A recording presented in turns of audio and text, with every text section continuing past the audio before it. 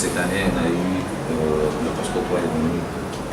Il va chevaucher entre le PASCO 2 et le PASCO 3. Donc on a retenu des ONG telles que Caritas, qui a une volet importante qui va nous appuyer dans la mise en œuvre des activités. Il y a Santé Diabète qui a eu une subvention qui sera alimentée par le PASCO 3 avec l'AFD et une autre subvention qui va compléter le projet par rapport aux fondations au diabète. Et enfin, on a la Croix française qui va aussi nous appuyer dans la mise en œuvre des activités, qui sera un contrat de prestation. Donc les deux autres premières conventions seront signées entre le vice-président lui-même et les représentants des ONG, parce que ce sont des contrats de rétrocession.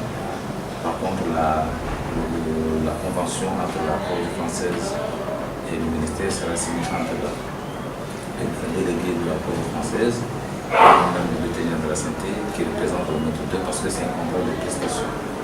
C'est monsieur le vice-président, monsieur le directeur général, l'objectif de cette séance de ce matin. Pas une séance très populaire, mais c'est juste pour passer à la signature. Normalement, on avait prévu que Santé Diabète soit là, mais malheureusement, ils seront là le 16 pour justement commencer les activités par rapport à cette convention. Donc, une première formation va commencer le 17 et nous, on va passer, le vice-président va signer aujourd'hui et une fois là, l'équipe de Santé Diabète sur place, on va passer à la signature de la convention pour qu'il puisse justement débloquer toutes les autres procédures qui vont suivre. Je pense que c'est l'aide que vous nous apportez ne va pas directement chez nous-mêmes, mais c'est plutôt pour la population comorienne. Par ces fêtes, nous nous réjouissons et nous pouvons dire que merci. Merci pour cette aide. Par nous, vous atteignez aussi la population, surtout la population démunie. Donc merci pour cette aide. Nous nous réjouissons de la signature de cette convention avec le ministère de la Santé.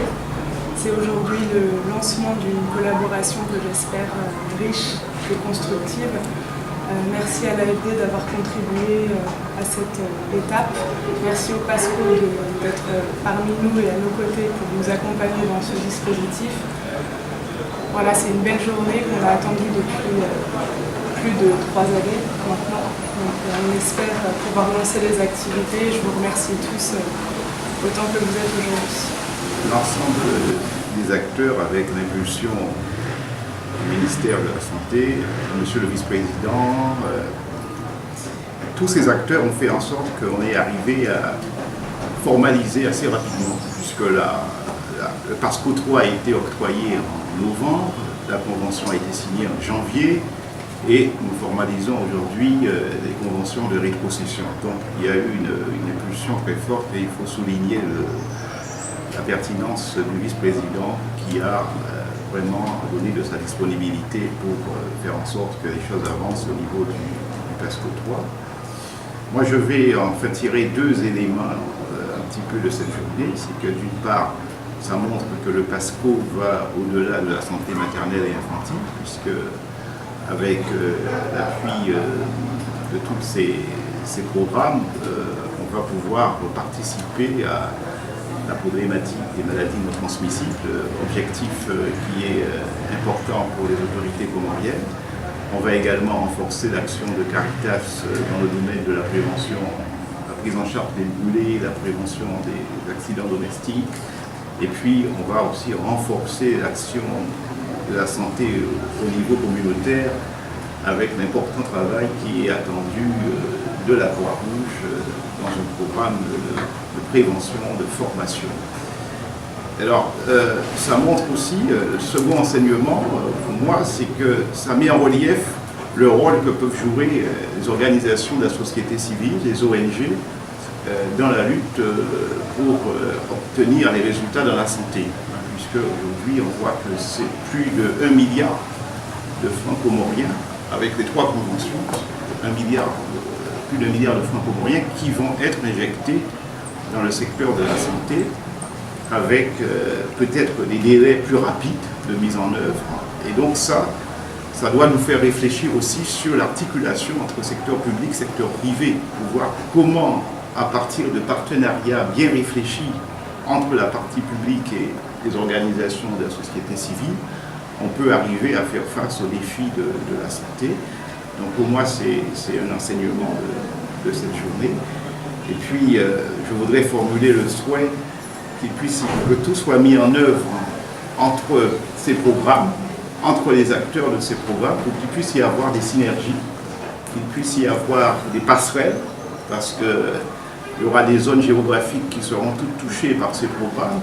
Et je pense qu'il faut faire preuve d'efficacité, regarder comment mutualiser certaines choses pour faire gagner la Bricomob en efficacité et en coût d'intermédiation dans certaines choses. Donc je ne peux qu'inviter les différents responsables des organisations, des ONG, sous l'autorité du ministère et avec la collaboration du PASCO, de l'équipe PASCO, d'essayer de rechercher un peu toutes ces synergies pour qu'on puisse être gagnant-gagnant dans cette opération. Voilà, je vous remercie. Nous venons d'ouvrir une nouvelle page dans cette appropriation de la problématique santé, parce qu'avec la concrétisation par les signatures des différentes conventions de rétrocession ici aujourd'hui, nous allons ensemble prendre à bras le corps la problématique santé, mais aussi renforcer notre système de santé. Nous avons décidé que la santé maternelle occupait la première priorité de nos 25 priorités nationales. Et avec le problème engendré par les maladies non transmissibles, ce n'est pas par hasard que nous avons aussi sollicité cette rétrocession à l'ONG Santé Diabète pour que justement ce problème puisse trouver un début de solution, parce que, pour rappel, l'enquête rapide que nous avons faite en 2013 a révélé que 10% de mes compatriotes étaient diabétiques alors qu'ils ignoraient leur statut. C'est un aspect assez important. Donc, je ne voudrais pas être trop long. Je voudrais, comme je l'ai toujours fait, compter beaucoup plus sur vous, en collaboration, bien sûr, avec les structures nationales. Et comme l'a souligné ici monsieur le directeur de l'AFD, le plus facile, c'est le début.